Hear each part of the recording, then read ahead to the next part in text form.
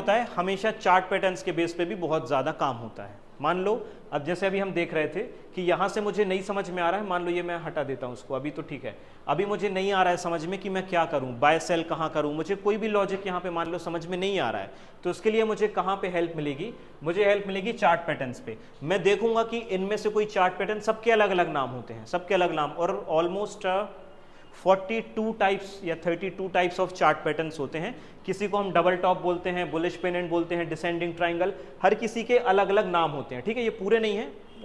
Random मैंने निकाले हुए हैं, तो किसी हर एक चार्ट पैटर्न का अलग अलग नाम होता है। अब जैसे यूट्यूब पे आप सर्च करोगे जैसे स्विंग चार्ट पैटर्न या स्विंग ट्रेडिंग स्टॉक, तो कोई ना कोई चार्ट पैटर्न के बेस पे ही बताएगा कि भाई, और ये चार्ट पैटर्न बनते कैसे हैं, देखो बायर और, हमेशा दो चीजें ही आपको कॉमन मिलेंगी, बायर और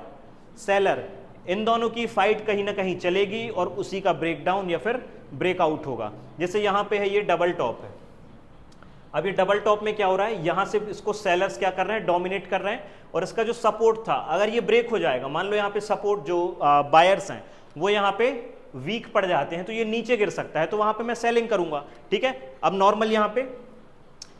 सिमेट्रिकल एक्सपांडिंग, अब ये तो बहुत डिफिकल्ट नेम है, इतना हमें नहीं पढ़ना है, मैं भी बताऊंगा कौन कौन से चार्ट पैटर्न हमें पढ़ना है। मान लो ये सिमेट्रिकल ट्राइंगल पैटर्न है, अब यहाँ पे भी क्या हो रहा है, सपोर्ट या रेजिस्टेंस, वही चीज है, मैंने ट्रेंड लाइन ड्रॉ कर रखी है, बायर्स और सेलर्स को मुझे देखना है कि कहाँ बायर्स ज्यादा है, कहाँ सेलर्स है, या ब्रेकडाउन या ब्रेकआउट, मैं दो ही चीजें पकड़ूंगा, हमेशा दो ही चीजें रहेंगी, या तो स्टॉक ऊपर जाएगा या तो नीचे गिरेगा, मुझे उसी को पकड़ के बस ट्रेडिंग को स्टार्ट कर देनी है, ठीक है। अब जैसे यहाँ पे ये जो पैटर्न है इसको हम क्या बोलते हैं, इसको हम बोलते हैं बुलिश पेनेंट पैटर्न, मैं पीडीएफ ग्रुप में डाल दूंगा, डोंट वरी। और नाम देखो, नाम इंपॉर्टेंट नहीं रहेगा कि इसका नाम क्या है, इंपॉर्टेंट ये रहेगा कि इसका